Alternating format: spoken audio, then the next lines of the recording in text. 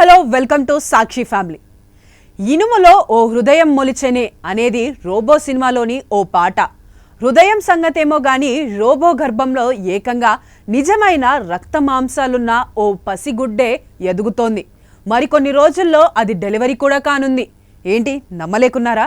చైనాలోని గ్వాంగ్డూ నగరంలో కైవా టెక్నాలజీస్ ఓ హ్యూమనాయిడ్ రోబోను రూపొందించింది.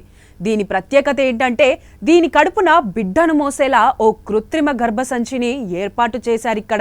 ఈ ఆర్టిఫిషియల్ ఉన్న ఈ రోబో వచ్చే ఏడాదికి మార్కెట్లోకి రానుంది. కైవా టెక్నాలజీస్ వ్యవస్థాపకుడు జంగ్ క్విక్ ఫెంగ్ చెబుతున్నారు. దీని ధర మన ఇండియన్ కరెన్సీలో దాదాపు 12 లక్షలు. ఇదెలా పనిచేస్తుందంటే నెలలు తక్కువగా పుట్టిన పిల్లల్ని కృత్రిమ గర్భం లాంటి ఇంక్యుబేటర్లో పెట్టి సాకినట్టే ఈ రోబోకు ఓ కృత్రిమ ఇంక్యుబేటర్ ఉంటుంది. ఆర్టిఫిషియల్ ఇంటెలిజెన్స్ సహాయంతో రూపొందిన ఈ ఇంక్యుబేటర్ బిడ్డ పెరుగుదలను బట్టి సమకూర్చాల్సిన సౌకర్యాలు, అందించాల్సిన పోషకాలన్నీ అందిస్తుంది. పిండాన్ని కృత్రిమంగా ఏర్పాటు చేసిన ఉమ్మ నీటిలో ఉంచుతూ ఓ పైపు ద్వారా కృత్రిమ పోషకాలతో పెంచుతూ నెలలు నిండి బిడ్డ పూర్తి రూపం సంతరించుకోవడం పూర్తయ్యాక ప్రసవం చేసి ఆ గడుసు పిండాన్ని మానవ మాతృమూర్తికి చేతుల్లో పెడుతుంది. అలా తన గర్భాన పెంచిన తన కడుపు పంటను మానవ మహిళ చేతుల్లో ఉంచుతుంది యంత్రమాత. ఈ విధంగా సరోగసిలో అమ్మల అవసరాల్ని తీర్చడమే కాదు, కడుపున బిడ్డ భారం మోయలేని అమ్మలకు ఓ వరప్రసాదంలా మారనుందంటున్నారు జాంగ్ క్విక్ ఫెంగ్.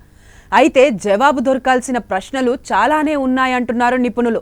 పిండాన్ని పెంచే కృత్రిమ గర్భమైతే రూపొందింది గాని వీర్యకణం, అండం తాలూకు ఫలదీకరణం అంతా ఈ కృత్రిమ గర్భంలోనే జరుగుతుందా, లేక టెస్ట్ ట్యూబ్ బేబీలాగా బయట ఫలదీకరణ జరిపాక అందులో ప్రవేశపెడతారా? ప్రసవం తాలూకా తీరుతెన్నులేంటి? ఈ తరహా గర్భం తాలూకు చట్టబద్ధత, నైతికత లాంటి అనేక అంశాలపై హాట్ డిబేట్లు జరుగుతున్నాయి. ఎప్పుడైనా ఎక్కడైనా మీ చేతిలోని వార్తా ప్రపంచం, మీ మొబైల్లో, మీ కంప్యూటర్లో, మీ టీవీలో. సాక్షి టీవీ డిజిటల్ ప్రసారాల కోసం లాగిన్ అవ్వండి www.youtube.com/సాక్షి టీవీ. సబ్స్క్రైబ్ సాక్షి టీవీ యూట్యూబ్ ఛానల్.